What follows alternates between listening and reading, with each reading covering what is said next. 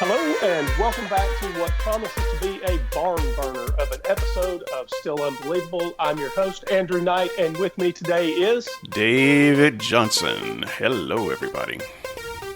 So, David, we had an interesting conversation in the run-up to going to Mike this morning, and I really do think this promises to be an interesting conversation. The episode of Unbelievable that we'll be discussing is from April 7th, 2018. And it was a discussion. I was just going to ask, should we tell them why we're doing this show right now before the conversation, or should we save it until afterward? Oh, that's quite a teaser. That's quite a teaser. Should we tell the audience why we're doing this episode between Bart Campolo and Sean McDowell? Why Bart Campolo lost his faith? And why Sean kept his? I don't know. Should we tell the audience, or should we just continue to tease it? Yeah, make them wait. Make them wait. By the way, today is January 2018, 2019. That is when we're doing this recording, coming to you from the secret atheist lairs across the East Coast. So, maybe we should tell them why we're doing this episode right now. Yeah, and this is, by the way, episode 5 or 6 or 7. It depends on whether you use well, here's the thing. The last one was episode 4, kind of, and you recorded one with a guest without me yesterday, which isn't up at the time of this recording. We're recording this one, and we're recording one right after this one. What order they actually go up in, I have no idea. I don't know. And I think the episode needs to be titled Episode 5, 6, or 7. We can just title them all that way. No, it is an interesting problem that we have. And for those people who wonder about podcast mechanics, for those, lots of people think about starting their own now, right? And it's easy to start a podcast.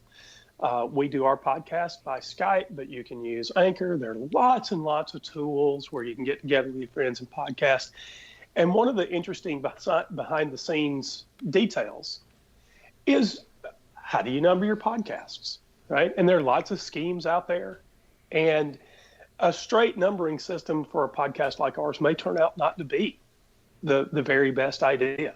So we'll have to keep thinking about that.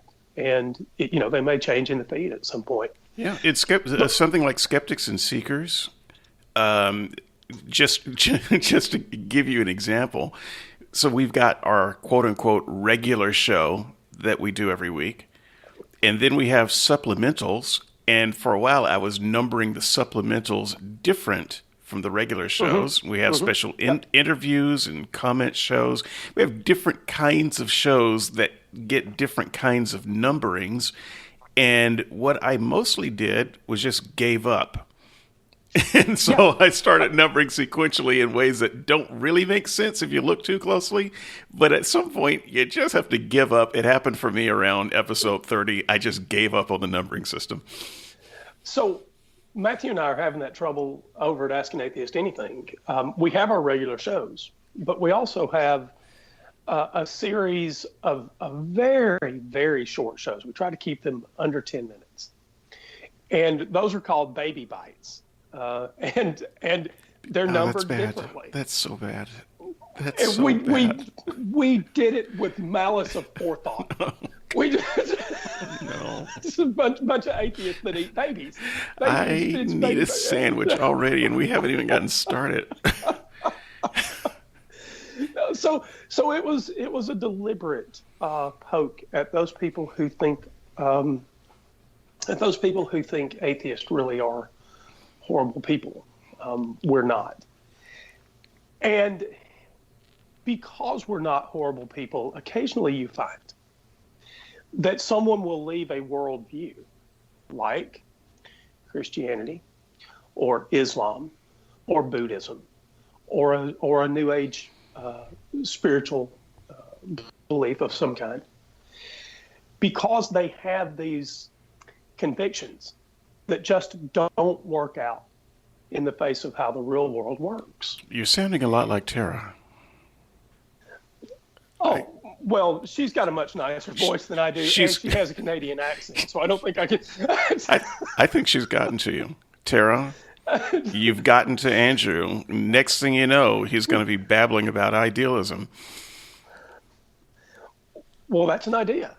No. And in idea. fact, this episode does have something to do with Tara. Which is why I mentioned her. Right. And why I mentioned that sometimes people leave faith worldviews and become skeptics. And so have we teased it long enough? Nah, let's wait till the end of the show. No, let's leave it hanging. All right, but now I'm beginning to feel like the audience, it's on this run up. Okay, we'll leave it till the end of the show, but we should dive in. We should dive in. There's been a lot of preamble here, and so the show here is about a very well-known Christian figure, Bart Campolo. His father's also a well-known Christian. Tony Campolo. Tony Campolo, right. And Bart was heavily involved in Christian ministry. He was a minister himself. That was his job, his occupation. And at some point, the way he saw the world through Christian glasses started to fall apart. And after a few years, he left his father's faith, and that became a movie, a documentary. Sean McDowell, on the other hand, has a father, and equally well-known, sort of a revival preacher. Sean That would be Josh doubts. McDowell. Josh McDowell, thank you. And while Sean had doubts, he didn't leave. And Justin, I think, quite rightly brought these two together. I thought that was a good idea, right? What does it mean for Christians to keep or lose their faith in the face of doubt? And just to add to that motif, J.B. Johnson, a semi-famous preacher in the South, had a son named David Johnson, who was also a semi-famous preacher in the South. And he went through a similar deal as Sean and Bart, more Bart than Sean, as he, that is to say I, walked away from my faith and had to go through many of the same things. And so this is one of the reasons this episode has such resonance with me. It's my story too. I will just say that my father was not a gospel preacher, though he is an elder in a Baptist church. But when I left the faith, first of all, I didn't lose something in the leaving. I didn't lose my faith. The denomination that I was part of talks about being a part of the faith, capital faith.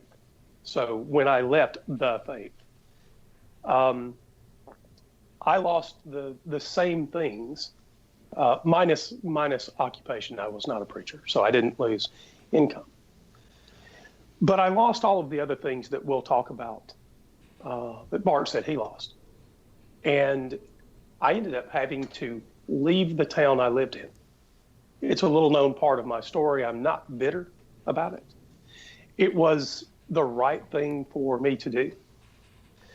But my whole life was wrapped up in the various Christian things that you do as a Christian, right? You go to, and if you're serious about Christianity, you go to church twice on Sunday, you go on Wednesday, but that's not all you do.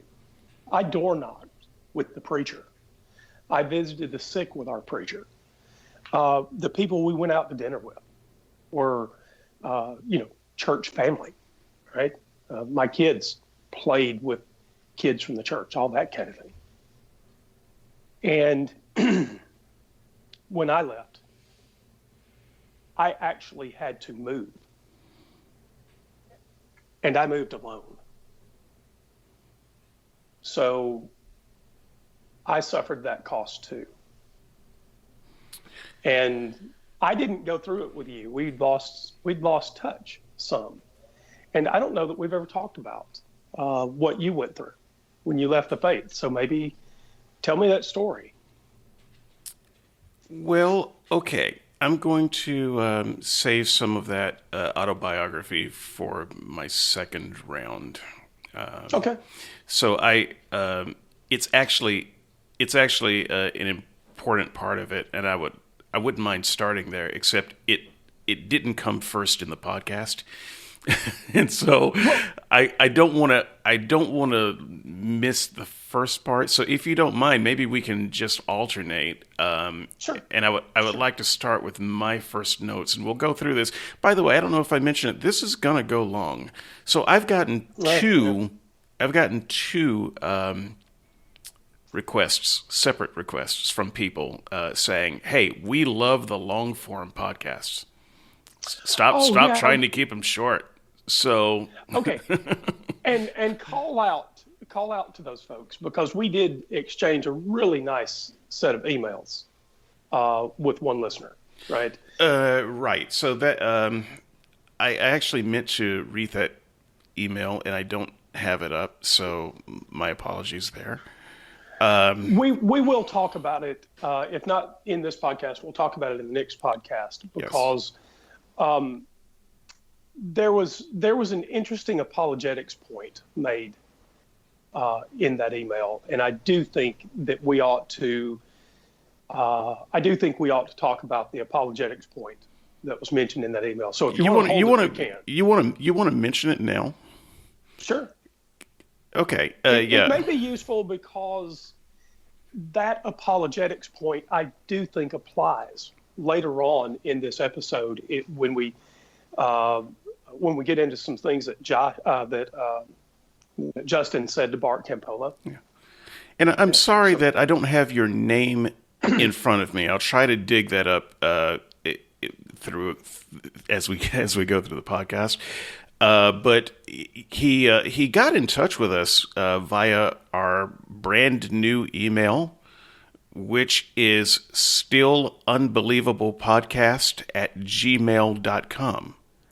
I mean, I wasn't even expecting anybody to use it, and bam, we got an email right there. And so it worked for him. It can work for you too. Yes, it certainly can. And I know that we have a website as well. I have no idea what it is. It's but it will be in the notes. I'll make sure it's in the podcast show notes, and I sometimes drop that link in. In fact, if you go to the Unbelievable discussion boards, if you come at us from that way, someone is always dropping the link in there. So once you get the link by Rook or Crook, one way or another, A, you will be a true insider, and B, put it in your bookmark, because it's not an easy to remember link. So. And it will be soon, but we have quite a small dog and pony show over here. It's Still Unbelievable. We have all of the concerns of large websites with none of the money and one technical person putting up websites, putting up email servers, managing all of the security concerns. And so we'll get there. And we have a bigger audience. So we have a stupidly big audience for some reason. We have a bigger audience than our other shows, which are actually fairly well managed. So we're figuring out, and we're digging out of there. Thanks for everybody for sticking with us. Andrew, hit the email, and we're gonna hit the gas on this discussion. Okay, here we go. So I was trying to find the listener's name, I will pull it out. And my sincerest apologies for not having that name up front. I'm looking through my email now and I can't find it. But here's the important point that this listener writes in with. He says that we were talking about an episode of Still Unbelievable where it was your guest on SNS, Gary Habermas, was discussing atheism, and he asked who was Gary in conversation with?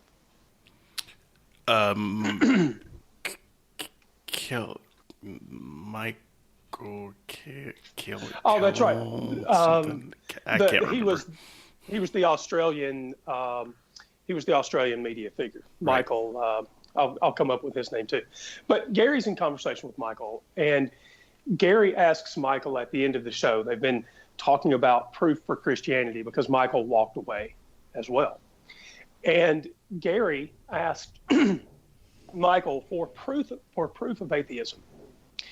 And our listener wrote in to talk about the problems with the idea of proof of atheism. So what Gary attempted to do there was shift the burden of proof, because Christianity is an affirmative worldview. Christianity affirms that God exists. Atheism is not a belief in the idea that a God doesn't exist, though some people are strong atheists in that way. Atheism is just is generally the idea that it hasn't been demonstrated that God does exist. That's the weak atheism position. And this listener pointed out that if Michael had said to Gary, "What do you mean by atheism?" Michael Collette. Sorry. Michael Collette. Thank you. So if Michael Collette had just been able to say, "What do you mean by atheist? Give me your definition of atheist," it probably would have put the brakes on Gary's attempt to shift the burden of proof. And so the listener's absolutely correct when he says, if you're talking to a Christian and a Christian is labeling you somehow, it doesn't have to be just atheism. When you are labeled and the conversation starts to get out of hand, what you should do is remove the label and insert the usage of the word. So in Michael's case, if he'd said to Gary, "What do you mean by atheist?" Well, or atheism, Gary, if you will. Or atheism. That's absolutely because right. that's the thing. That's the hammer that they try to use. It's an ism, so it's a worldview that encompasses a bunch of things that the atheist actually has no idea what they're talking about, because the atheist doesn't actually think of it as a worldview. So that's the right. Trick, is to turn a simple lack of disbelief into a worldview. Right. And if Gary had said, "What is your proof for not being convinced?" If Michael could have turned those tables and said, "You're asking me for proof of something that I'm not convinced of." Well, now it seems like a very different kind of question. You don't give proof for why you're not convinced of something. You give proof of the things that you are convinced of.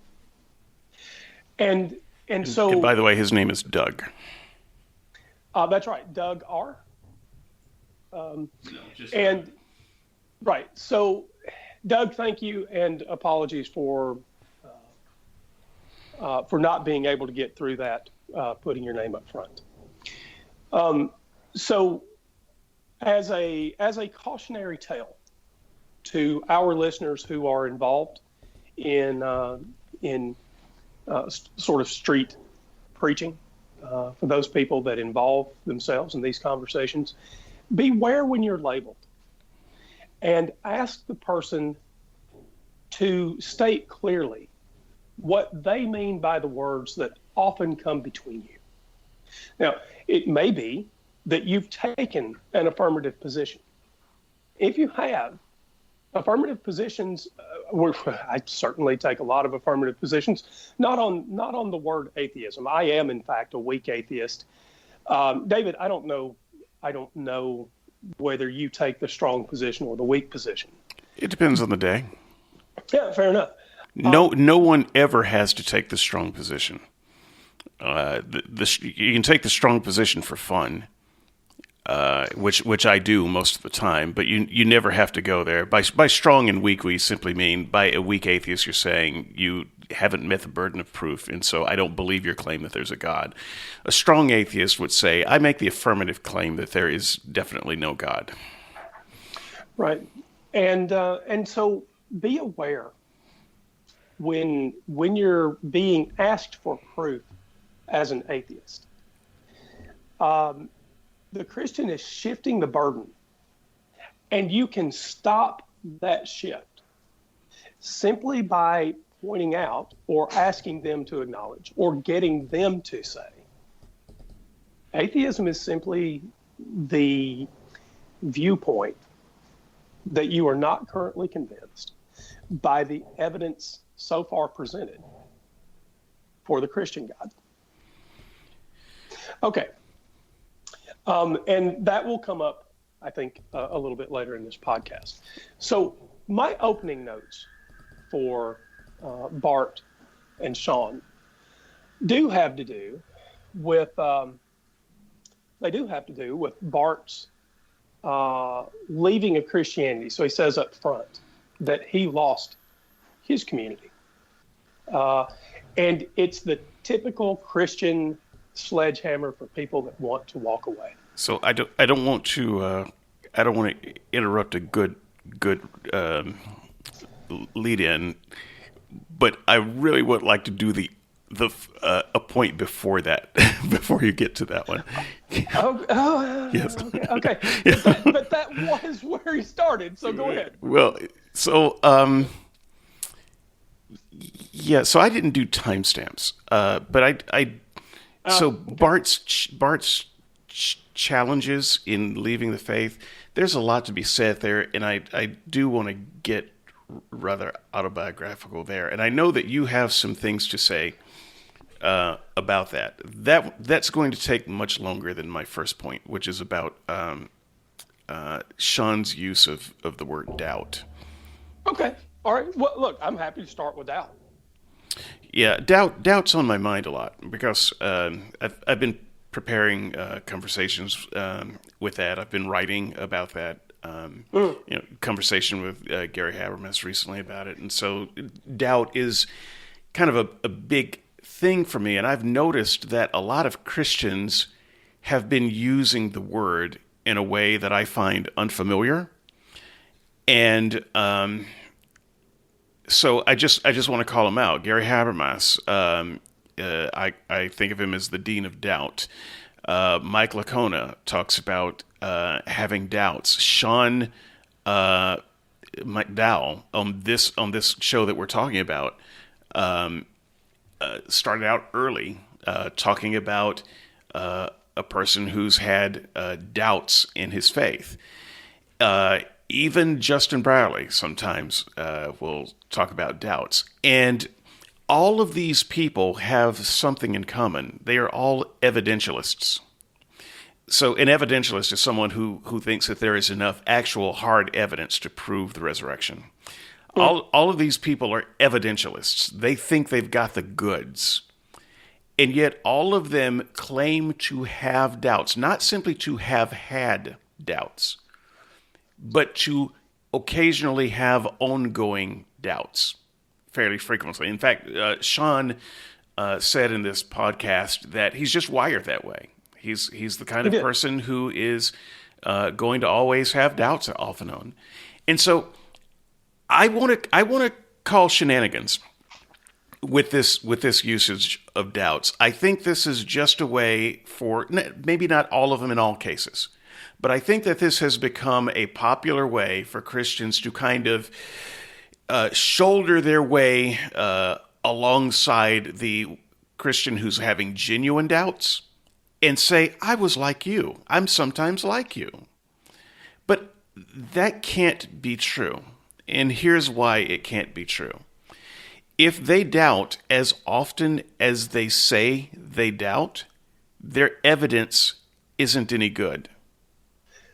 Well, okay, let me feed into that, because this idea of doubt is sprinkled throughout this episode. And when you get down to about the 3304 mark, for listeners that might listen to the show and check timestamps and that sort of thing that we call out, start at about 3304 and listen for half a minute or so. And what you'll find is that Sean says, but so they're evidentialists, right? And Sean calls out evidentialism. Sean says that there's a type of Christian, his dad was one, and sometimes Sean is himself, where he doesn't necessarily operate on the things he believes. He operates on things he feels. Well, if that's true, why does he operate in terms of things he believes only on Christian evidence and not operate on the doubts that he feels? So all I'm saying is, I agree with you for calling shenanigans on this, because what he says after he says, I feel your doubts with you, brother. And, you can see him holding his arms open for a hug, right? Because they are friends, actually, Sean and Bart. And you can see him you can hear him sort of feeling pastoral Right. in the moment. But he says, hey, don't worry so much about the things that you can prove. Don't worry so much about that truth thing. Just operate on how you feel.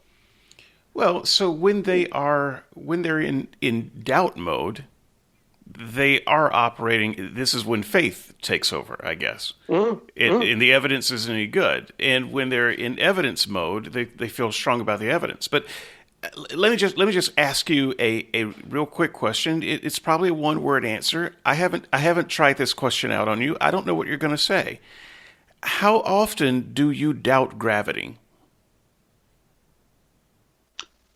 I don't. Some kids have stories where they try to fly. They got up on a house and that was their nurse. I don't ever recall having doubted gravity. So let me sharpen the question. Once you had enough scientific understanding of the evidence, how often after that point did you doubt gravity? Never. And Okay. maybe at some point we'll have opportunity to talk about visualizing gravity and why you can't really doubt it in the sense that we're talking about. How often have you doubted that the Earth is a planet? So there's actually I have had a conversation with a flat earther in the last 2 months.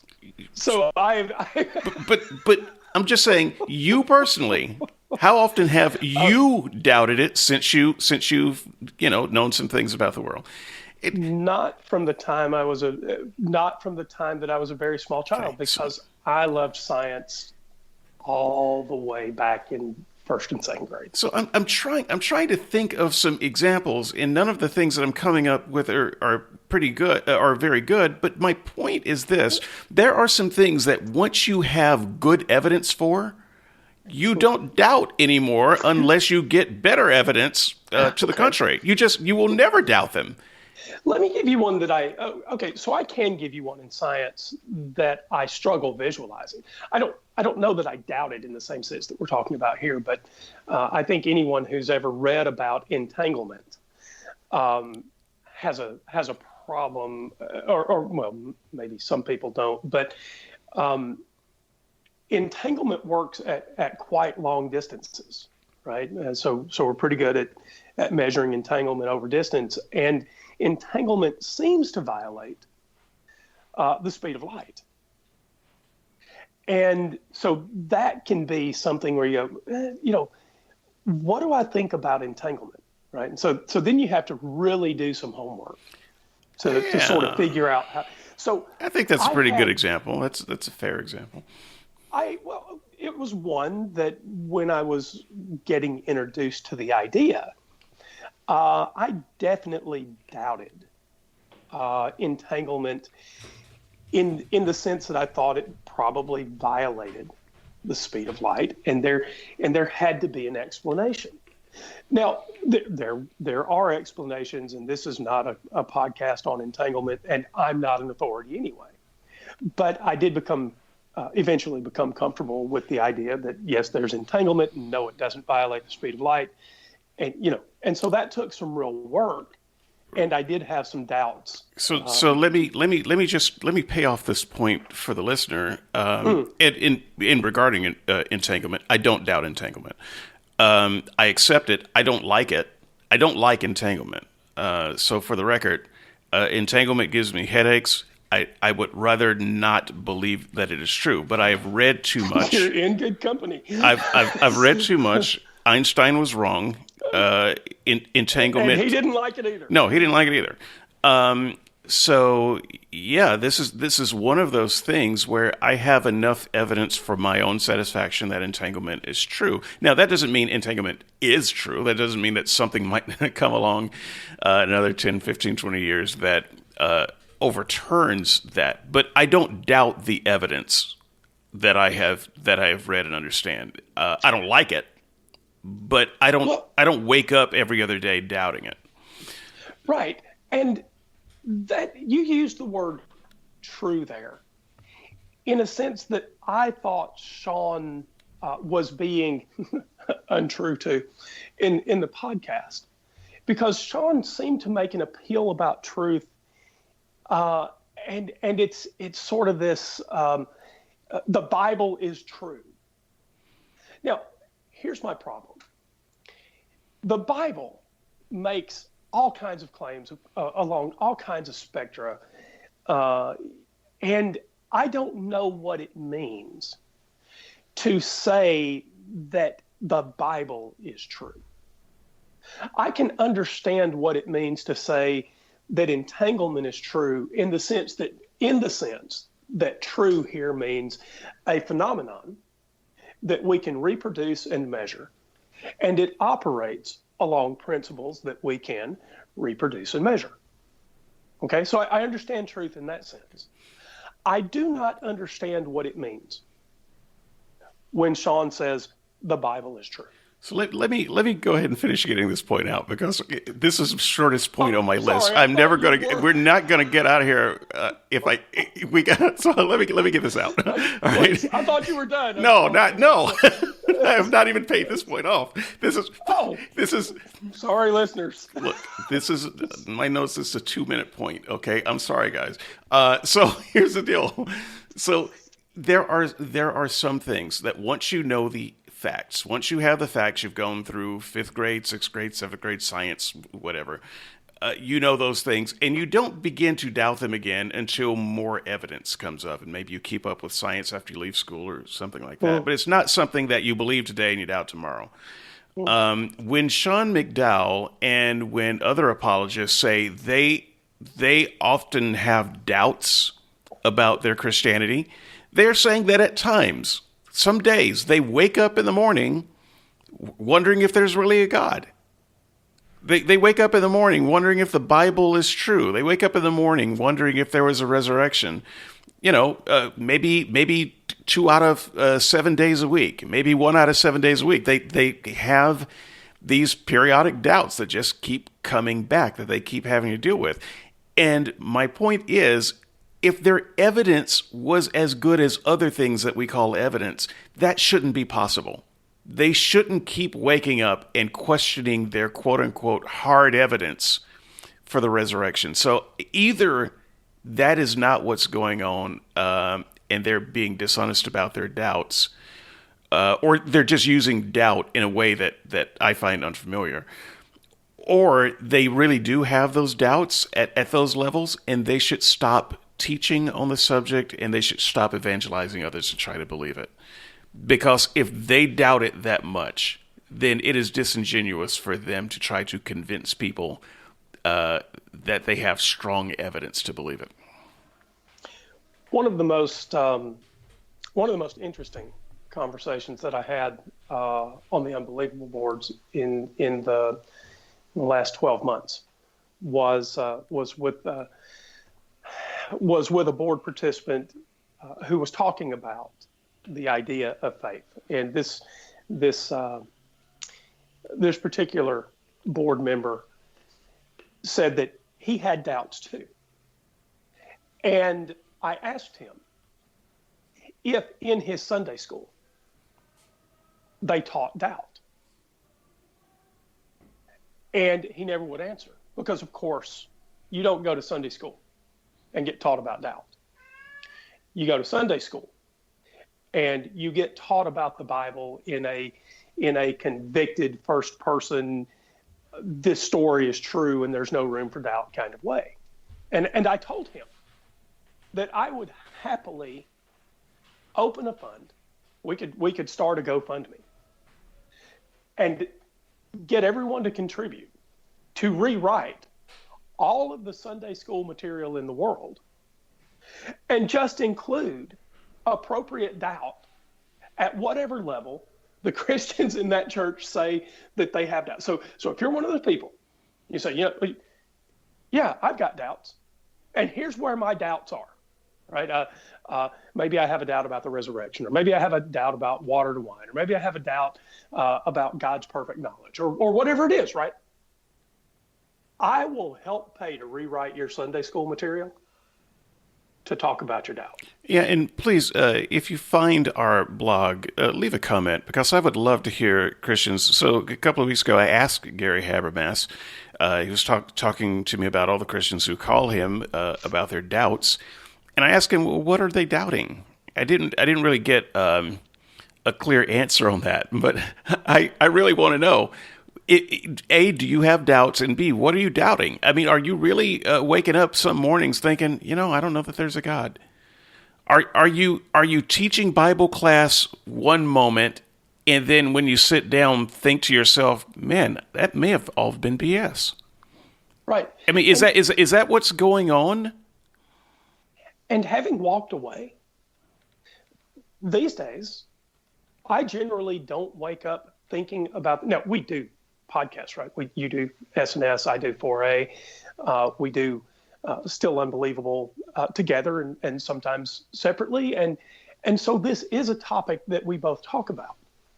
But generally, when I wake up in the morning, if I'm not facing a podcast that day, I'm not thinking about God. No, I doubt my doubts about God would be on the same level as waking up wondering, I wonder if the flying spaghetti monster really does exist. Right. That would be. Should I use my spaghetti strainer for spaghetti tonight, or is it still my house? To the degree that I don't doubt that, I don't doubt my position on God either. And I don't understand why Christians would be doubting a position. I mean, they're praying to God. They can feel God in their spirit. God's done a miracle for them, answered their prayer. And then the next minute they doubt he exists. That doesn't make any sense to me. That does not compute. And so there's something wrong with your definition of faith, or there's something wrong with your definition of doubt. And in fact, they talked about, so I'm going to move us back into my notes for a moment. Yeah. Because they did talk about transcendent experiences. And Bart actually talked about being at some retreat setting. I don't remember whether he said it was a summer camp or an adult retreat or whatever, but he had a transcendent moment. He was standing with these people in this remote setting. I think he said it was a summer camp. He was a teen. That's what I recall. Okay, yeah. Fair enough. Right, that's what I recall. And in fact, so many of these stories are teen stories, and I won't get off on that right now, but we will talk about that in the future. Yeah, kind of like Justin, So, teen angst, teen emotions. People have never heard that teen emotions run high and a little bit unpredictable and kind of chaotic. Christians are shocked. They've never heard of this. It must be God. Happened to me when I was 15, and man, those emotions, those endorphins, had to be God. What is the matter with people? And should you actually, okay, you made me do this. Listeners, I'm sorry, and it's David's fault. You made me do this. Should we be surprised at any time when someone says, I was a teenager and this thing, whatever it is, insert experience here, and this was my first strong experience. Yep. It was transcendent, man. I never saw a sunset like that. And so he has this transcendent moment, whatever that means. And they're singing, our God is an awesome God. Right, which is a type of mind manipulation. When you sing these choruses for 10 or 15 minutes under the right circumstances. But go ahead, right. Don't let me. Well, the thing is, Dave, we know how to reproduce transcendent moments. And by the way, I have been there. We both went and worked at a summer camp that we'll just leave nameless. And we had this volleyball pit. It's filled with sand. We get all the people there, and we would start singing these songs. And we'd walk around the edge of the volleyball pit, and we'd slowly work our way inward, like a nautilus shell. So most of the listeners have seen it. You're working your way inward, and you're working your way inward. You're creating a spiral out of these bodies, and all of the people around you. And by the way, these are all people you like anyway. That's why you go to summer camp. You're there with people you like. And you're standing in a remote setting and things are quiet and there's stars overhead and you're singing songs deliberately designed to pull out emotion. And then we act surprised when we get stories of transcendent moments. Right. I'll say I knew how to manipulate people emotionally, especially with music, because at that time in my life I was a musician. And you were a good one. It was okay. And so I understood the trick. And I had been working in a church for a long time, all my life, in music ministry. And so I understand the trick of creating the sensation of transcendent experience. I could do it at will on a dime any day of the week. Right. And you want to hear a point in a podcast where they run away, where this thing gets dropped like a hot potato. Well, this is where Bart says, "Okay, fine. We got these transcendent experiences," and then Bart says, "But you know what? I've had other transcendent experiences," because Sean feeds back with some idea of transcendence of his own, and Bart was actually in the process of trying to understand what transcendent is, and they said, "Yeah, but I had other transcendent experiences. I went to rock concerts. Try some drugs. These transcendent experiences that Christians have. If the only way you ever had one was when you were in a remote summer camp setting, you just haven't gotten out enough. You just haven't gotten out enough." Yeah, and some people spend their whole lives as adults chasing transcendent experiences they had as a teen. Yes, in fact, some drug users call it chasing the dragon. And what that is you take a drug for the first time, and you have some particularly good experience that you want to reproduce, right? But the second experience, the third experience, the fourth experience, they very, very rarely match up with that first experience. Yeah, and so I wasn't a drug dealer, but I've known a few.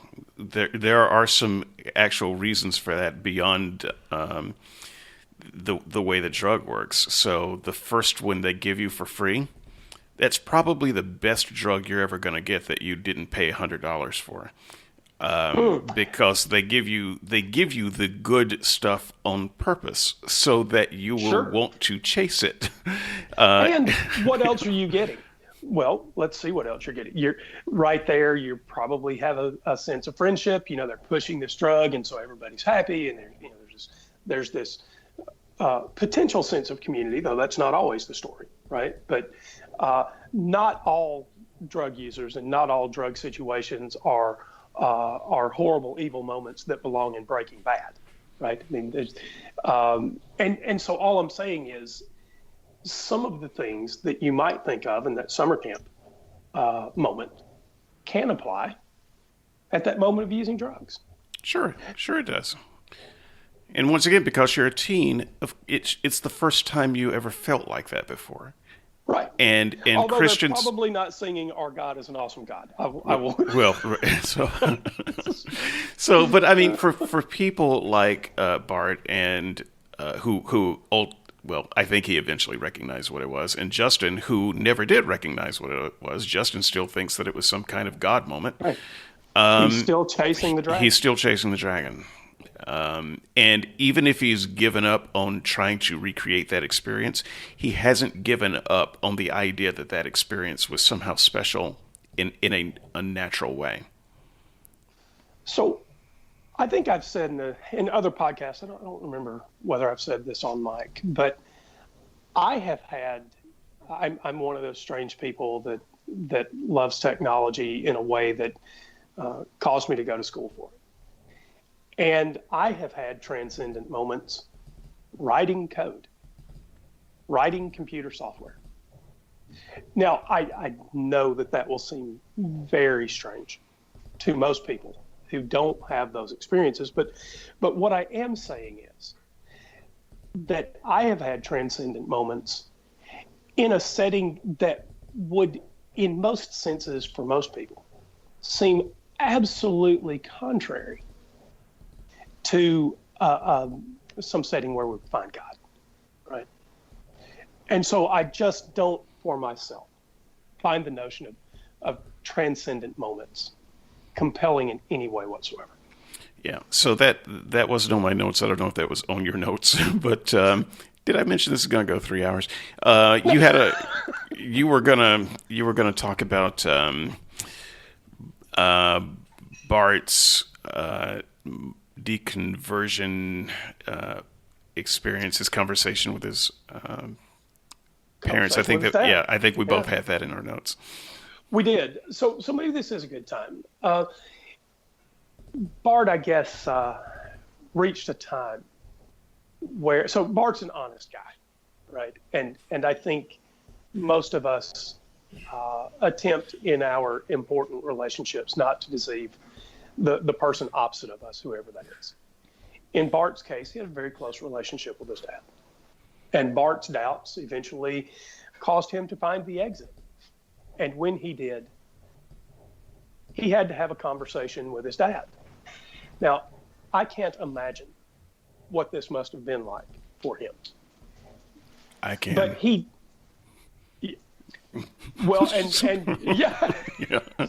We'll talk about that in a minute. I was going to say, and we are absolutely going to get there because I'm about to hand you the mic over because I can't. My dad is a devout Baptist, but we have worked out after some real blood, sweat, and tears. I mean, moments where we are almost apoplectic with rage at each other because our relationship doesn't often express itself as deep caring. So we've had those moments. He now knows I'm an atheist, but the way we deal with it is by not talking about it. And I suffered months of trepidation leading up to a very short conversation with my dad that ended poorly, and it almost ended with a severing of that relationship. And in fact, that is still on the horizon. Every time religious topics come up for us, and Bart thought that was possible with him and his dad, and I'm willing to acknowledge, based on his own story, that he was very close to his dad, probably closer than my dad and I are, right? And I cannot imagine what it must have been like to not only know that you were going to lose your career, but you were going to lose your community and you were going, and you already went into this with a huge amount of guilt, because you've got people like Sean McDowell who look up to you as a paragon of virtue in the Christian community.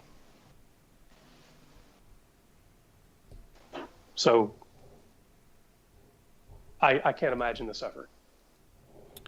So let me, before diving in my own personal experience, I want to explain to people some of what's at stake. And Bart talked about this a little bit, but if you haven't been there, you may not have heard some of what he said. I mean, really heard it.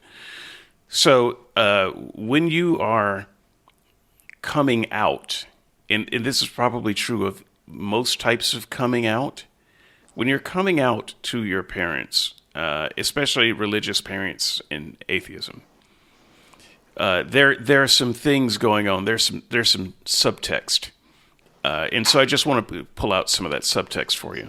There's the parents' reaction, and Bart talked about when he said this, and they played some of the film. Bart's dad was saying it was like a punch in his gut, and he started to cry. This was this is a very hard moment, but I also want you to understand some of what's behind that makes me a little bit colder to that moment than most people, I think. So the parent's reaction is about their loss. The parent feels this sense of loss, and that's a good point. So it becomes kind of all about them. And in fact, this is highlighted in the conversation that was there, because when Tony was talking, he was saying, I used to tell people, this is my son in whom I'm well pleased. He was very proud of his son. That was one of the things he talked about, and he would boast about his son. Notice, though, after Bart told him, this was in the past tense. This is what he used to say to people. He was proud of his son. When you tell your parents something like that, now they're not proud of you anymore. Right. They're ashamed of you. There is a great deal of shame, because now their community is going to start judging them because your son's not a Christian anymore. Right. For the skeptics who may not have read the Bible, that's a callback to Jesus' baptism in Matthew chapter 3. Doves come out of the heavens when Jesus is baptized by John in the Jordan, and we have this verse, God supposedly says from the heavens, "This is my beloved Son in whom I'm well pleased." Right. So, following that, there's something else going on in the evangelical mind when they get this information, which is, oh no, my child is going to burn in hell. So this is a big one, and it weighs heavily on both the child bearing their soul and the parent, because while the child is no longer convinced that they're going to burn in hell, they don't believe that. It is a hard thing to tell your mother, "Hey, mother, I'm going to burn in hell." Because when you tell them you don't believe in God, that's what you're telling them. And so you feel that anguish that they feel. And they feel a sense of helplessness that you're going to burn in hell. But once again, my heart turns a little cold toward that. Because if they believe that their God, whom they love more than their kid, is going to punish a person for the inability to believe, that God's a monster. They should curse that God and die. If they honestly believe that their God is going to send their kid to hell for that. And the other side of it is, if they believe that it's just, they think their God is just, their kid is going to burn in hell. Again, they're a monster. Their God's a monster, and they're a monster. And so I feel a little bit cold toward the parent who weeps because they think their kid's going to burn in hell. That's just a bad thing to think. and I don't feel quite as sorry for you, Mom, as I probably should. Speaking of moms there, when Bart relays this story, one of the things that he relays is his mother's perspective. This is a lady that I would happily buy lunch for, just to sit and hear her own personal story. Because the way Bart relays the rest of that story is he tells his dad, and they have tearful moments. And they're actually at Bart's home. So he's an adult here. His parents have come to visit. He's breaking the news to them. And shortly they go off to bed. It's apparently late in the evening. And Bart's mom says to his dad, and again, this is Bart relaying the story on Unbelievable. His mom said, but look, he's a good father. He raises his children well. His children love him. He's good to his family. I think his wife came up if I remember correctly. And so Bart's mom, while I'm sure she, expresses her own personal concern, right? And Bart probably has to shoulder some of her emotion because, maybe she does express that, she's worried about his eternal soul or whatever. But she is a lady who at least tries to shoulder her own burden. Yes. And tries to walk away from it and say, but look, Tony being right. Bart's dad, right? Look, Tony, he's still your son in whom you can be well pleased. But let's be clear about this. She's not being an evangelical at that moment. I'm just acknowledging her humanity right. toward her son. She is being human, but she is being a bad Christian. Because her brand of Christian is to say that person has rejected God and thus I reject them. That is the proper position to take if you are that kind of Christian.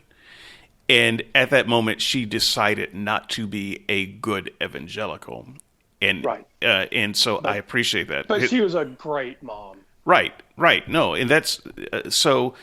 Let me get just a little bit autobiographical because I wanted to lay out the things that were going on in Bart's life and the subtext there.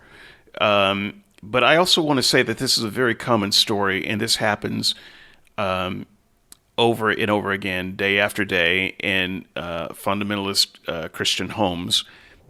Where the kid decides this isn't for me. So this happened in my home to some extent. Now, I was more of a coward. I'm sorry. There was one more point I want to hit. I didn't see it in my notes, and it's kind of important. It is the moment when you make this announcement that you recognize that you are not loved for who you are. And this is a kind of a harsh and cold thing to say, but it is simply true. Yeah. So you spend all of this time in church, tithing or whatever you've been doing. You've been a part of this club for a long time. You think you've got relationships, real strong relationships. These people will be there for you. You'll be there for them. The moment they know that you are no longer one of them in belief,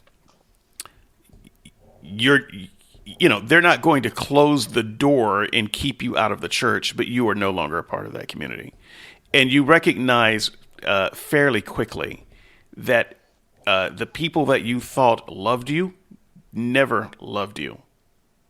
They loved the thing that they thought you were. So they thought you were a part of a club that you are no longer a part of, and they loved you conditionally, as long as you were there. So you have that realization, but it's 10 times worse when you go home and realize the same is true of your parents. You thought that you had this great relationship with your parents and they loved you unquestioningly, and then you tell them, I no longer believe in God, and now suddenly they're ashamed of you, and they're shouting at you, and they're hurt because you betrayed them, and you realize, no, this was that fake conditional kind of love, and that's probably one of the hardest things that you have to face. And so Bart Campolo, his experience wasn't as bad as all that. Now I don't know what relationship he has with his father today, but I imagine there is always a little bit of subtext in their relationship that says, you know what, we're not going to talk about this directly, but I sure do hope you come back to Jesus before you die and burn in hell. Yeah. That subtext is that never goes away. So I wanted to share a little bit of my story there, because this is something that I don't talk about very much, but I also had a similar experience. So I didn't sit them down after Thanksgiving and say, Mom, Dad, I've got something to tell you, because I'm not a crazy person. So I don't know what Bart was thinking. Well, we'll let the listeners judge. Let me put it this way. I'm not that crazy. So, however, one might say that the way I broke it to them was worse, because I was writing my blog at the time fairly regularly, Beyond Religion. And it's a WordPress blog. It's still there. I haven't posted to it in a long time. But I was using my Facebook account and making a Facebook comment every time I posted the blog.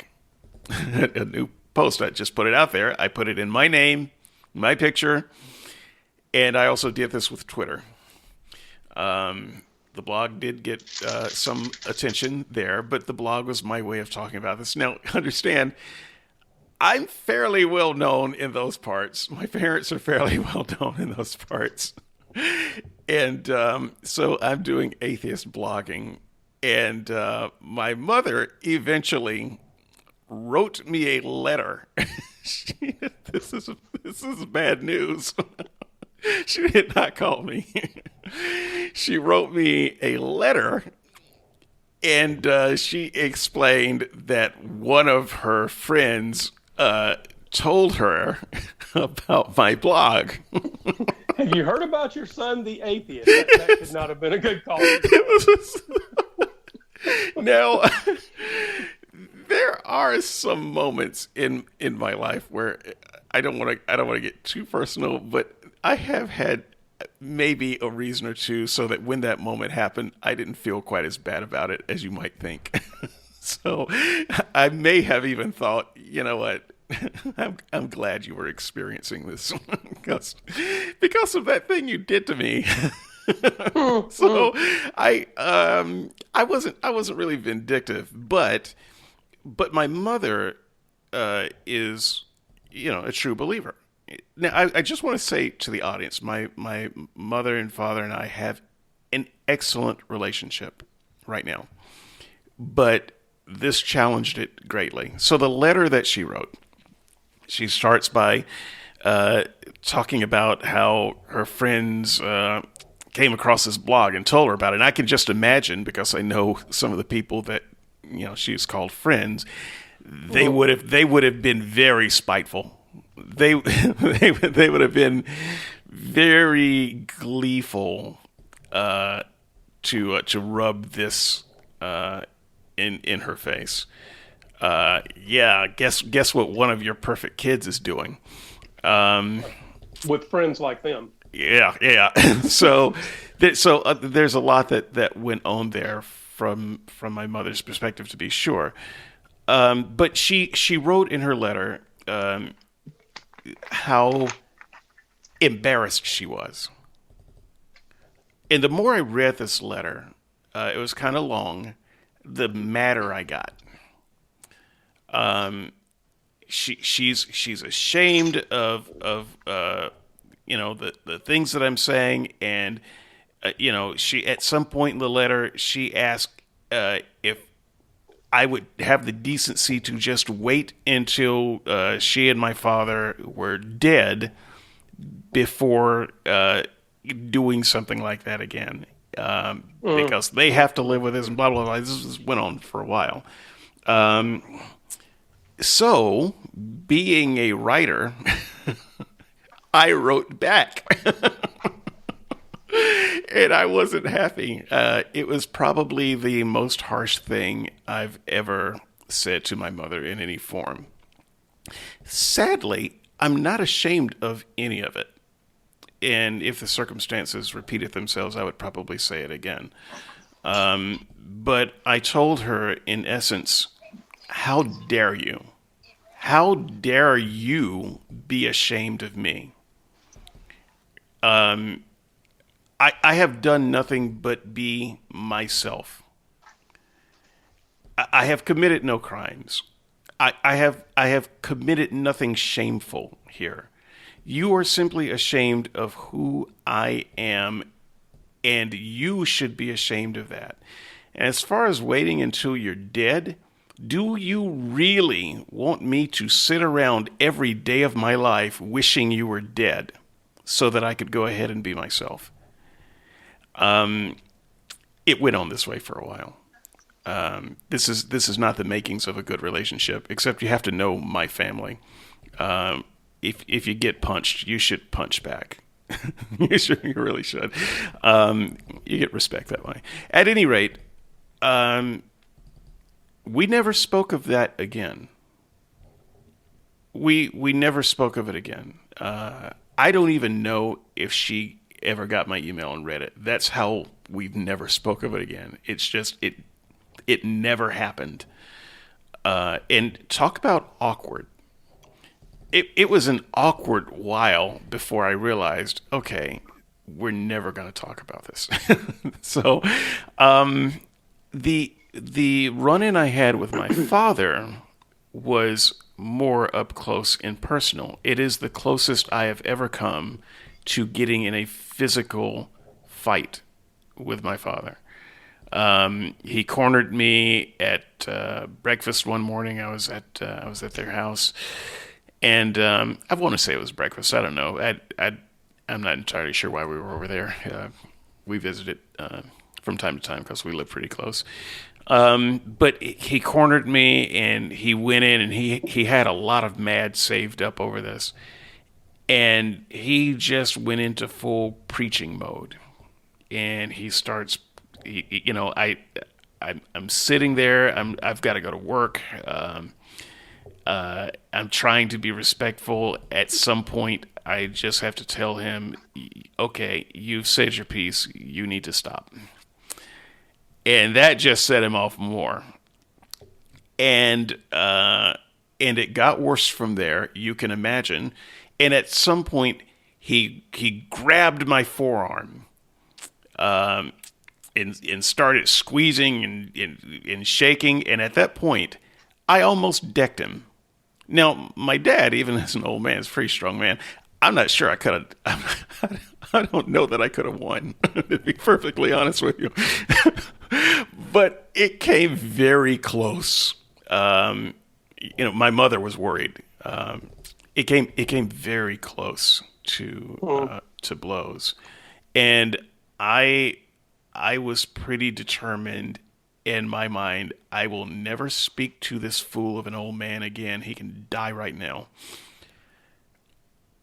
I never really felt sorry for thinking that way either, I'll be honest with you. So, again, I might just be scarred for life from some of this. But once again, it was one of those things where, I went to work, and, the next time I saw him, it was another one of those. It never happened. It never came up again. We have never brought religion up in any way, shape, form, or fashion, and this has been many years. Yeah, I think I remember us talking about that conversation with your mom and dad not long after it happened. Yeah. My dad, we don't talk about my atheism either, and we do have a a history of physical confrontations in my family. And the day that I sort of came out to my dad was actually not over atheism. we were watching TV, TV, the Southern tradition, right? And we were actually watching Judge Judy. I kid you not. Oh, that'll bring the worst out of anybody. Oh, look, well, and this could have gone on the Jerry Springer show, right? I mean, this is so we both have opinions on how this case has been called, right? And I don't even remember how it lined up, but we were opposite on how this thing had been called, and usually that's something my dad and I can do together, and we can just enjoy it, right? We usually can just watch something together and talk back and forth, and it's a nice gentle time, and it's moments that we don't have enough of. But in this particular case, we disagreed over how it was called, and for whatever reason, it got heated.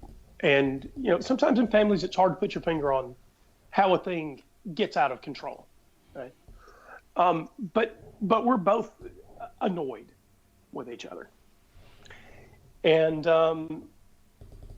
he appeals, I kid you not, over this stupid Judge Judy thing, where we are disagreeing and we need to set it aside and just say, hey, look, clearly we just don't see this one the same way, because it doesn't matter, right? Can you pick something more trivial than disagreeing? Oh, right, you can't. And I know that. And so in order to win this argument that we're having, that we shouldn't be having, because you cannot have something more trivial than this without really stretching, he says, well, let's see what the Old Testament has to say about it. Ooh.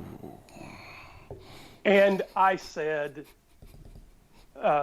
sorry, listeners, we're going PG. I don't give a damn what the Old Testament has to say about it. And the good news is that in a family that has history of physical altercation, we were both smart enough not to get any closer to each other. But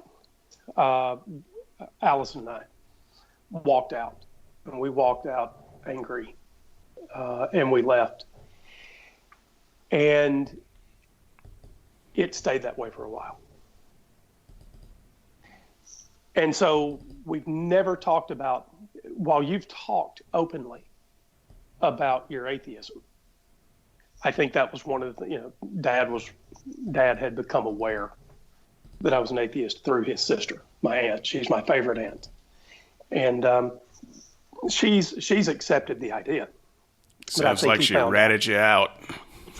Well, I think she did, but I don't think she did it on purpose. And Dad, he doesn't know how to talk about this. Yeah. And if I'm being honest, I was not any better prepared. I could today, but I doubt, like your family, I doubt it will ever come up. Yeah, here's the thing. If we ever talked about it today, my family, and I said, we've got a beautiful relationship based on denial and practicality. I highly recommend denial. If we were to talk about it today, I think it would go right back there again. Yeah.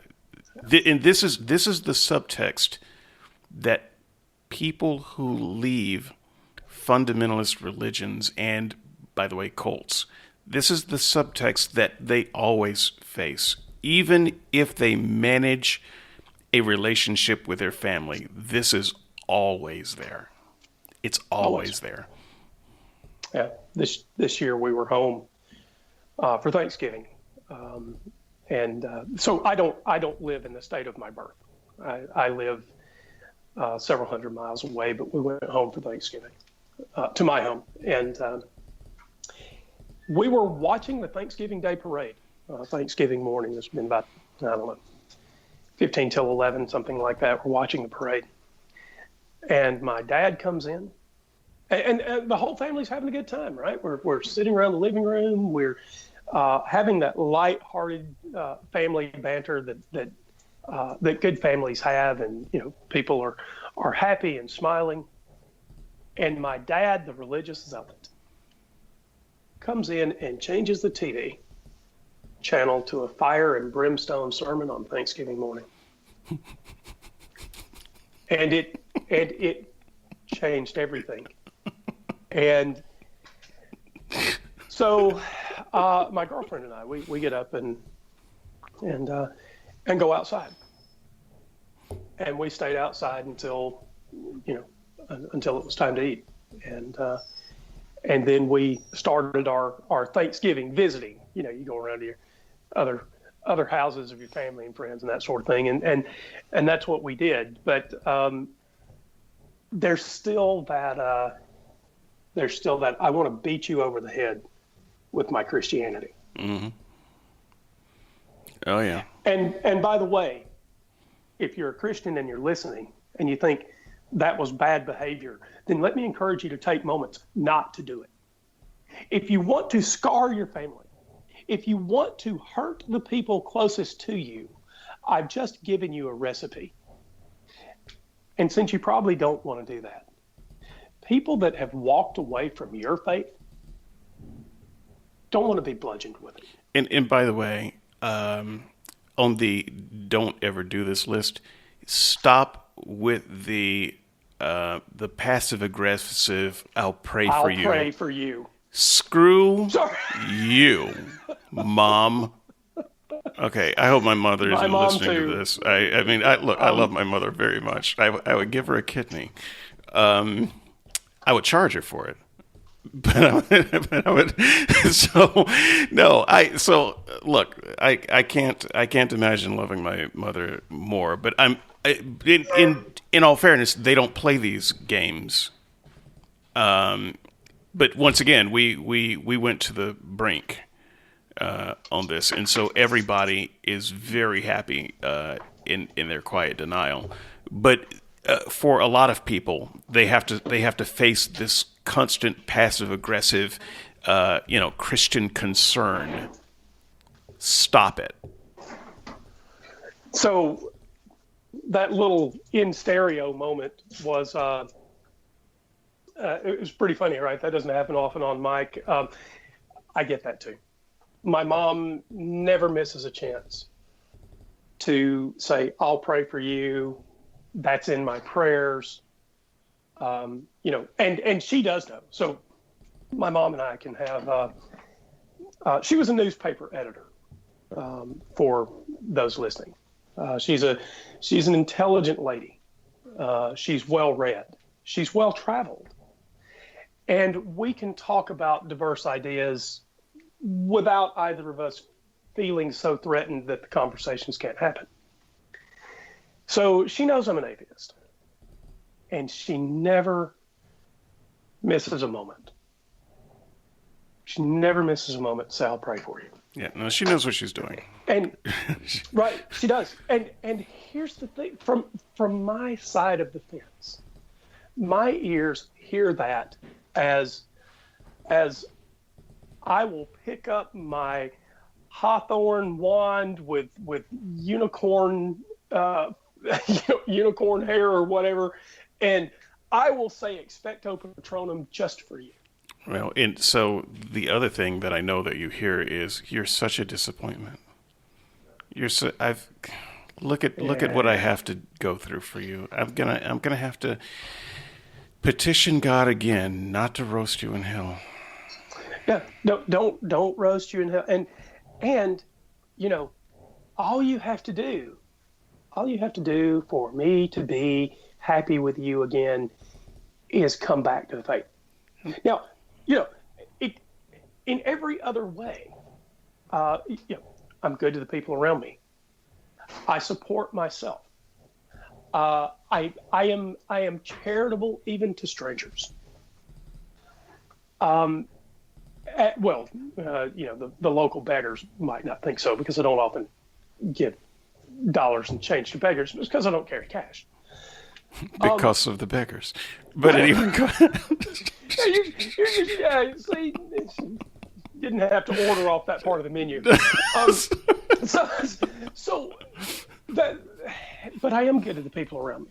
I'm good to my neighbors, and that's not enough. Me living an ethical life, me doing the things that my parents raised me to do,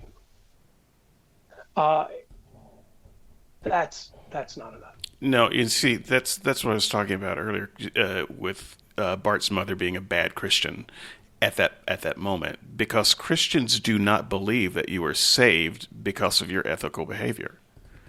It does not actually matter to Christians that you're a good person who treats your family well, and who loves your kids, and animals love you. That does not matter. That is, none of that goes on the scorecard for whether you get saved or not. Right. And some days, as an atheist, it just makes me shake my head, and sometimes in despair. Right? Not depression, but wondering how it is that we have reached a point where this faith divides the world in ways that are, that harm. We use this thing as a weapon to harm each other. And if there's anything that you want to do, if you really think this faith you have is a thing that heals the world, then stop weaponizing it. Yeah, because it destroys families. In the families that it doesn't destroy outwardly, it still destroys. It harms people deeply to the point of needing counseling for the rest of their life. And the Christians on the other side of this, they don't see any of that. They don't understand it. So most of us atheists who have gone through that, we suffer it quietly. We do, because they don't get it. And Dave, we are so far off my notes now. Maybe there's some there's moments of healing here. Maybe I felt more strongly about this than I realized. But no, I just got mad all over again. So I just walked away from my notes. We're not too off topic from my perspective, because I wanted to go a little bit autobiographical there. I mean, there are some things here that Bart would not have said on the program, and some of this would have been true for him too. And I think a lot of unbelievers don't talk about this except on maybe websites that Christians never visit. And so I think it is important for you to get an inside look of what's going on in these moments. It's damaging. So, okay, with our last 2 hours, let's take the second half of this podcast. Listeners, he's not kidding. No. No, we got some stuff to go through here. So,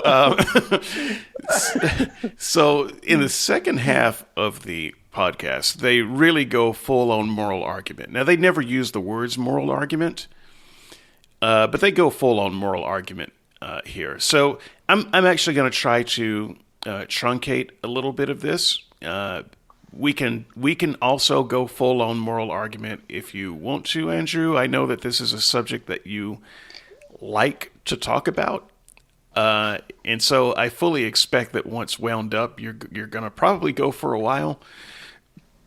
I'm going to try not to, because we need to hold some of that for a show on the moral argument, which is coming. But they did spend a long time here. So they did. It was the C segment of the show. They spent the whole C segment doing the moral argument. You missed an opportunity to say C-section twice. But Now that I think will cause another kind of division in my family, and one that's closer to home because my girlfriend is pregnant and I don't say C-section lightly. No, I imagine you don't. I'm a bad man. So, but And she's coming after you too, just so you know. so I want to tackle the moral argument in a slightly different way. So I do have a slightly different take. So maybe maybe not take it straight on. There are 4 aspects of the moral argument that Sean brought up in the podcast that I think are real clunkers for Christians. I think the moral argument is actually a terrible argument for Christians, but people like Sean and Justin and William Lane Craig think that the moral argument is that's their trump card.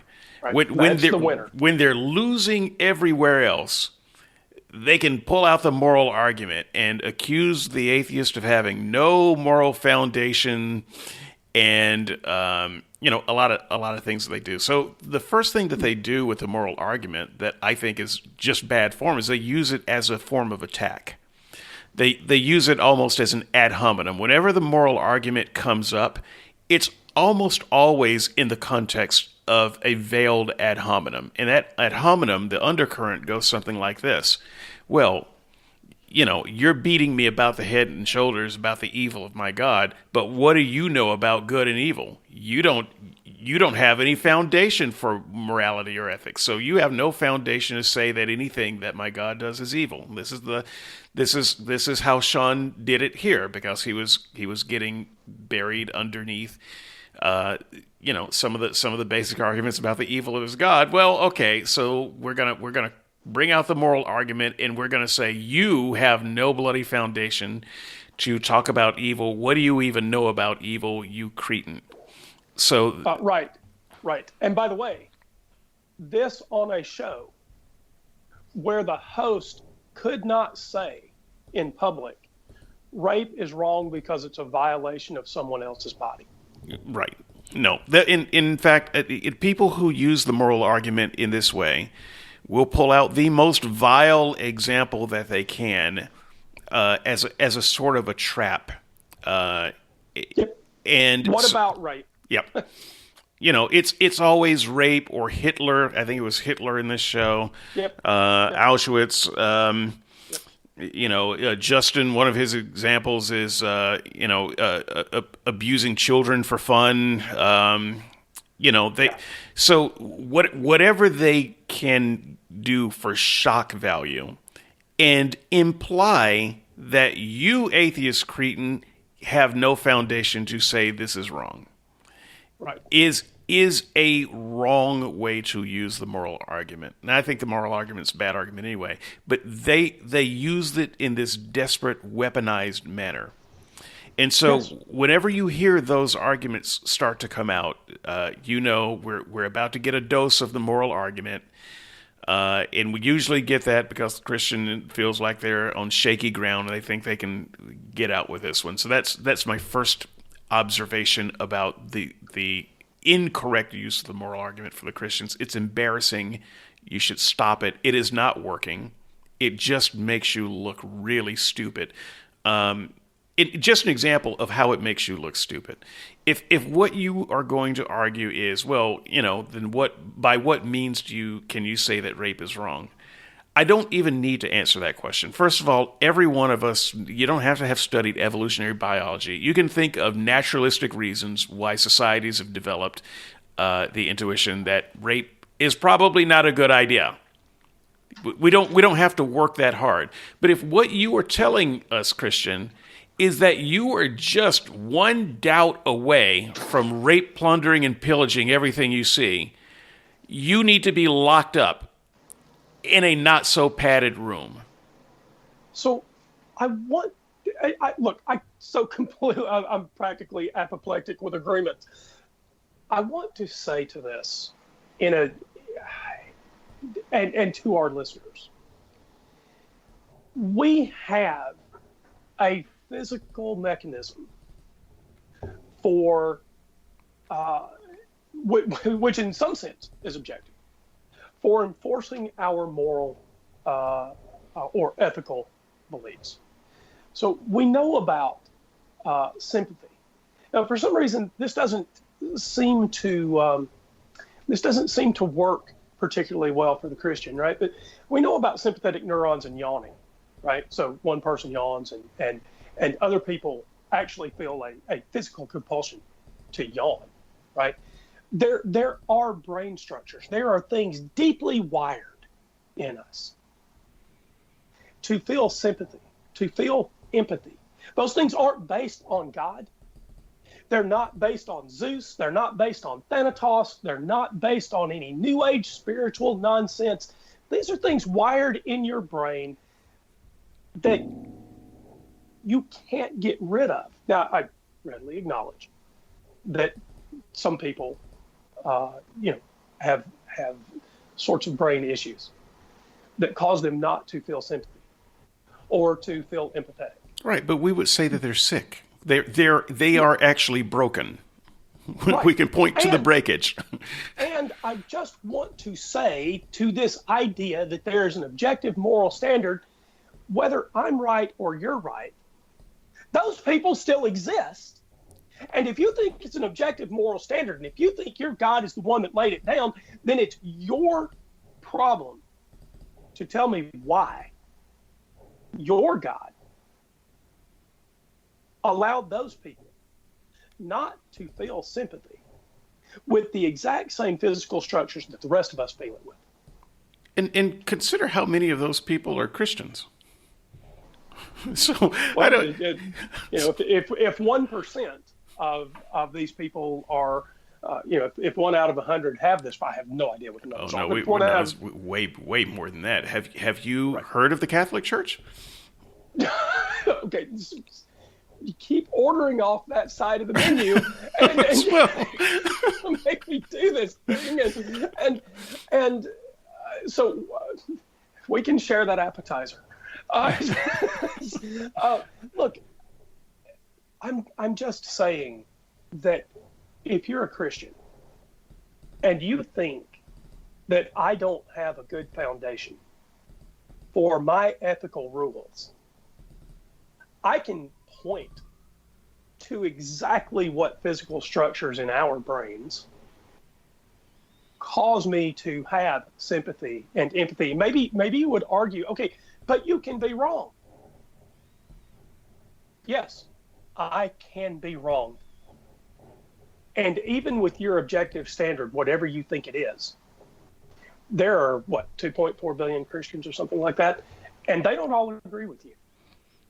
So funny thing is, we don't even need an objective standard. Look, here's the thing. Most people, without any help from religion, given the opportunity, still don't go around rape, plundering, and pillaging. I don't even need to understand why that is to simply accept that is. But yes, physical structures, that's one of the reasons. I can give you another good reason, Christian, if you're really having trouble figuring out why we don't just run around rape, plundering, and pillaging. Here's one. I think you'll like it. We did. We tried it. In fact, society, humans have been around for a couple 100,000 years, and then we were, around in lower forms long before that. And the thing is, anything that you can think of that's awful in a society, we did it. we tried it. Right. The reason we don't do it now is because it didn't work. Or it worked out badly. After a few 100,000 years, we kind of realized, you know what? That's not working. Let's stop going to war every time somebody rapes the daughter of the other chieftain over there. Maybe we could come up with something better. You don't actually have to be a theological genius to figure out all kinds of reasons why we don't act like that. And if you think egalitarian societies emerged after 33 AD or 29 AD or whatever fictional date you have in your head for some guy dying on a stick, egalitarianism two sticks existed. Man. Sorry. Two sticks. Sorry. Come on, get it right. 2 sticks. And by the way, I am not minimizing torture. I am not minimizing torture. I minimize the crucifixion of Jesus. And so I'm just going to go all the way there. Send your hate mail to Andrew at... I can't remember your email address now. Anyway, yeah, I'm going all the way there. Here's the reason. According to the story, he did it on purpose. He wanted to be crucified. He wanted it to be torturous. He would have been disappointed. It wouldn't have worked if it wasn't torturous. God would have had to do it again. Right, but just to round off that point, egalitarianism I'm existed on the mud flats of ancient Mesopotamia long before this notion that some guy was crucified for all of us. Egalitarianism didn't start with Christianity, and if you think it did, you need to do a little more reading. Because that's not where we got the notion of egalitarianism. It is not as if, we went through this period that you guys think of as the Old Testament, and we got egalitarianism from the Jews, and no one else ever practiced egalitarianism, and you guys should be the winners because you're the only ones that ever treated someone with kindness and respect. Right. If that is your view of history, you are crazy. The good old golden rule, like the world wouldn't have come up with anything like that. You know what? The world was full of rules like that for a long time before Jesus. This was not unique, and in fact, I think it was better stated in other cultures. One of my favorite passages, one of my favorite sayings of Jesus. There are so many clunkers. One of my favorite ones is, "A new command I give to you." You know what the new command is? Right. Yeah, Love one another, because you know what? No one's ever thought, let's try loving one another. That's novel. And by the way, if you think "do unto others as you would have them do unto you" is the best version of that rule, I'll give you one that is better, or at least one that I think is better. And your Jesus didn't come up with it. We used to have the Hippocratic Oath when medical students graduated from medical school. Now, we stopped that in the 1900s. They at least here in the United States. I don't know if the Hippocratic Oath is administered anywhere else in the world, but the rule there is not "do unto others as you would have them do unto you." The Hippocratic Oath is, first of all, do no harm. And I'll just go on record right here saying that's better. Oh, okay. So I got a few more of these. Okay, so let me... I said I wasn't going to get worked up and do this. I told you were going to get wound up. So, okay. Another one of their arguments. What do you mean by words like better and progress? So they really think they got you now. Because you've talked about society making progress naturalistically. And their point is, we got you now, because if there's no objective good, then there can be no objective goal, and so it doesn't mean anything. It's meaningless to say progress. And if you say better than what? These are words that belong to objective morality. Well, first of all, no, it's not. So, very simply put, if you determine that the goal is something as simple as human flourishing, then we can say that one less person starving to death is better. If we can say a longer happy life is better than a short miserable life, then we can say by increasing the average age a year every 3 years is progress. So we don't actually need your particular objective standard to say that we are better than we were yesterday or have made progress from where we were yesterday. Sure. Not my favorite atheist, but Matt Dillahunty has sort of example here that he uses, talking about subjective versus objective and how we can measure subjectivity. He talks about making a stool, right? And I don't actually need an objective measure in order to make. It depends on whether you like 3-legged stools or 4-legged stools, but you don't need an objective measure to make all the legs the same length. You cut one and you like it, and you cut the others to fit.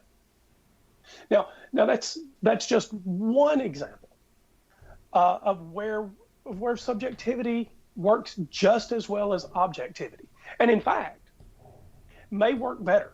So I'll go ahead and take his example a little further and say, let's say you think you've got an objective standard for making stools, and maybe they're what's a common height for a bar stool? 30 inches, something like that. It's not like I've ever spent any time sitting at a bar. Oh, well, more's the pity. I am a non-drinker. Well, yeah, I still hope to change that one day. But so let's say it's 30 inches. Well, you know what? Big range of human beings. And not everybody likes 30-inch bar stools. Guarantee it. Because I actually like them a little higher. I know because I bought one that was taller than that. Why? Because I didn't like 30-inch bar stools. Right? They don't fit me because I'm taller than the average guy. And so why does subjectivity matter? Because it is better in some cases than whatever you think objectivity should be. If you think there's a perfect height for bar stools, try them all. Now maybe you think that's a trivial example. And yes, it is a simple example. But it is not trivial. Right. There are lots of ways that we can describe things as being better or having made progress. All we have to do is consider the goal. Right. Agree on what that is. Right. So the problem with the Christian in making this argument is that they assume that there is a goal for humanity. That nature provides, right? So they don't think that anyone provides this goal but God, and they think that humanity's goal. First of all, they think that the universe's goal is to produce humans. Well, I have a problem with that immediately because we're not done evolving. Evolution did not set itself in motion to produce me.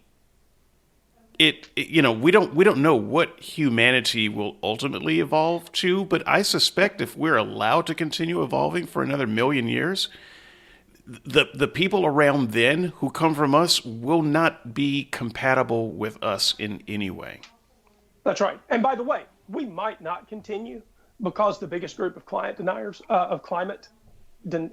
change deniers is Christians. So, but just not getting off on that. Right. So I'm just setting that there as another one of those moral argument clunkers that Christians give, and we heard on display in this podcast. Let me give you the next one.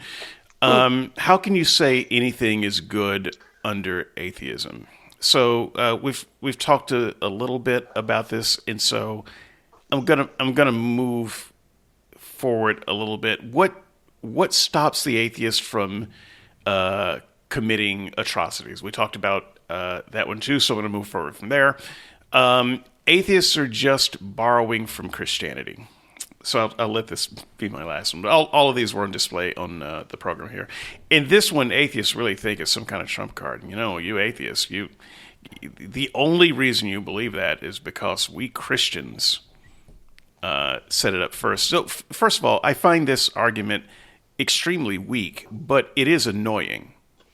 It is. If the goal of the Christian is to thoroughly annoy me, they have found success with this argument because I find this one of the most obnoxious things that Christians do is they try to take credit for every good thing every good thing that has ever happened on earth, and they try to pretend like no good thing, no good social structure, nothing ever happened before Christianity. Now, this completely dismisses Judaism, which they were built on, was around thousands of years before Christianity. And so when they make this argument, they are kind of inadvertently saying, yeah, but that Judaism sucked. This was God's institution. So you were actually making a terrible argument when you make this, but it's just obnoxious and wrong in so many ways, because good things didn't begin to happen with Christianity. Good things, we had been socially evolving for a very long time. Now, did some social evolution happen through the Christian era? Absolutely, sure. It did. Absolutely, it did. But Christianity is not the nexus of all social evolution, and so that's problematic there. But the other part that's wrong with this argument, just give me another 30 seconds here, because this one's easy. So what? So let's just grant the argument that some humanists stole some ideas from Christianity. Okay. It is a little bit like the iPhone versus Android debate. iPhone, by the way. And people get all apoplectic because, the iPhone, they got that notification thing from Android. Okay, so I'm not entirely sure what your point is. So therefore, iPhones rule and Androids rule. I'm not sure. I don't even know what the ultimate point of saying that sort of thing is. So to the extent that Christians had some good ideas, I hope humanists have and do continue to steal those ideas. To the extent that humanists have good ideas, I hope that Christians steal those ideas. Go ahead and appropriate them. That's fine. Because I don't actually care how you got the ideas. Let's propagate the good ones and eliminate the bad ones. So as some kind of trump card, you can annoy atheists by saying that, but you actually don't gain any points by pointing out that we stole some good moral ideas from you. So I don't have anything. I don't have anything to add to that. The fact that you may have had a good idea says nothing about the origin of the idea.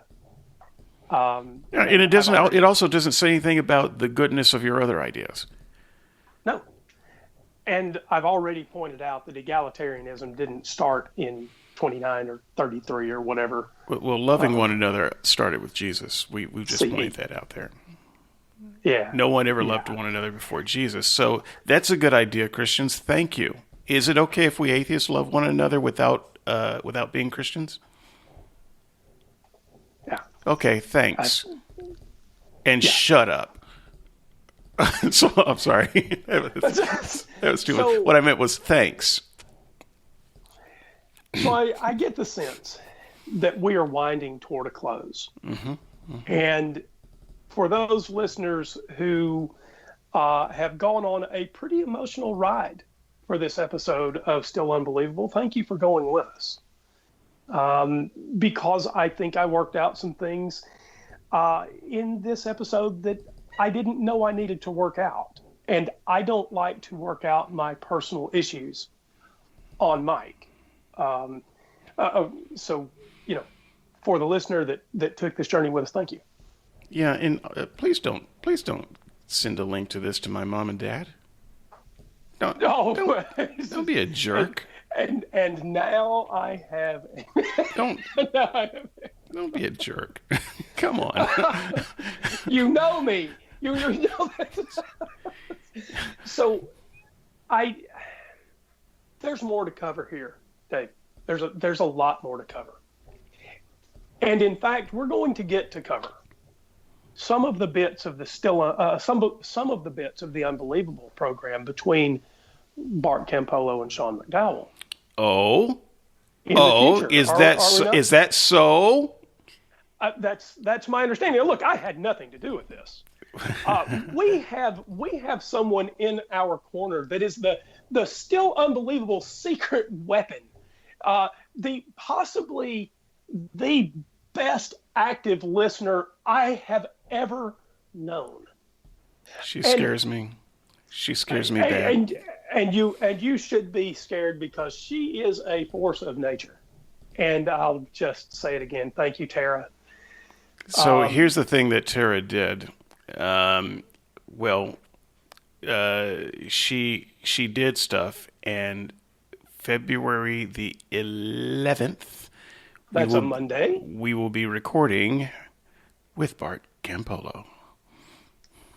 And so, Bart, if you hear this episode before we record with you, if we've misrepresented you in any way, I will happily be on mic with you and say, you know what, I was wrong about how I represented you. I hope I didn't. I certainly was trying to be as charitable as possible to everything I heard. And Bart, I will be right there alongside you saying, yeah, he's an idiot. What an idiot. Oh, well. What a disaster. They're saying it off, Mike. Why not say it on mic? That's terrible. So we do get to have this conversation with Bart. In fact, it's going to be a little bit different. One of the reasons I wanted to do this show now is because a lot of the topics that we talked about, we will not be recapitulating that show, but I will tell you the actual topic that we'll be talking about with Bart as we get a little bit later. As we get closer to the date. No, you're going to have to wait. Not another cliffhanger. That's how I drive. So that's why they won't give you a license. that does explain a lot. So, but yes, we will have Mr. Campolo on in just a few weeks, and he actually will not be our first special guest of February. So that's right, because we have one 48 hours before. Natalie from the #MeToo episode. Yes, will be joining us. Our first Christian on the show. Our first Christian, and in that show they discussed complementarianism versus egalitarianism. Something if I remember, yeah.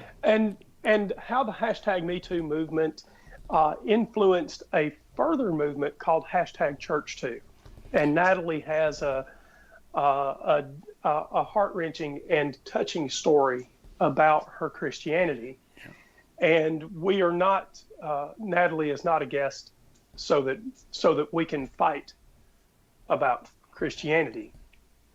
So it will be a different kind of still unbelievable, because at least in my mind, go ahead. Well, actually, I hear you. Actually, Natalie is game for some pushback on Christianity. She does this a lot. So yeah, and I'm not saying there won't be any pushback. Right. She recognizes that many, probably most of her opponents are Christians. And so when I first spoke with Natalie, I say spoke, we communicated via email.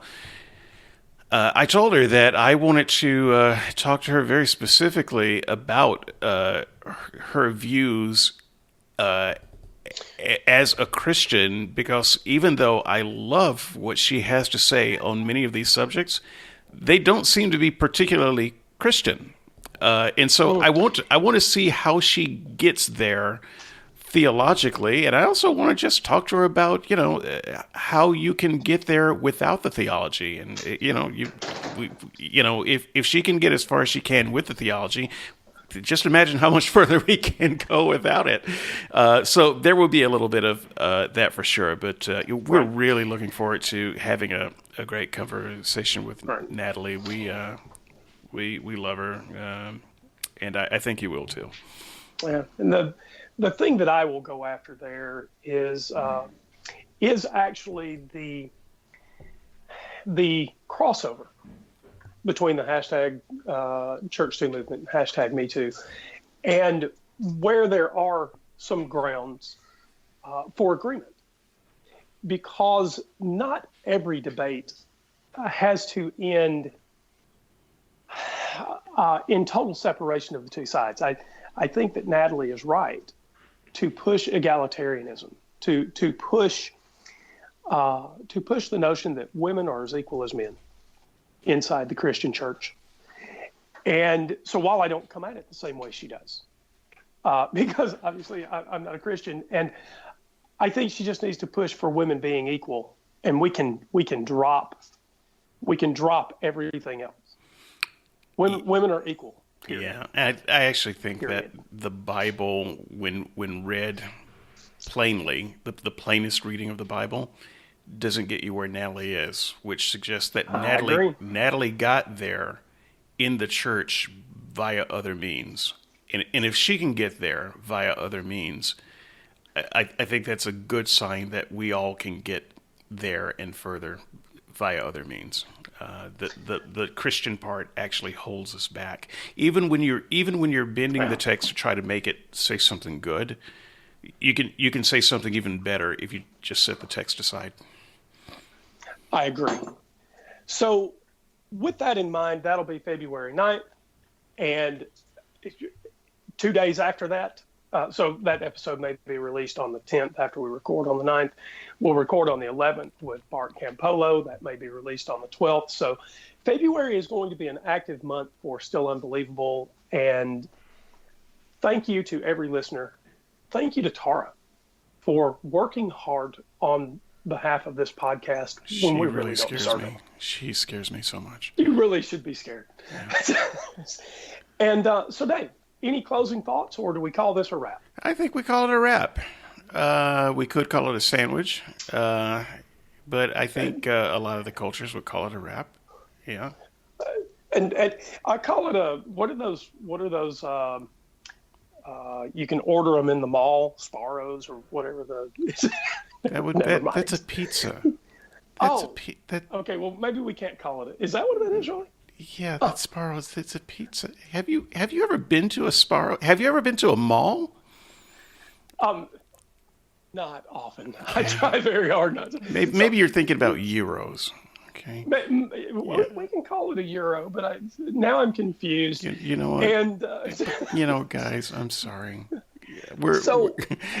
It had such a strong start, and to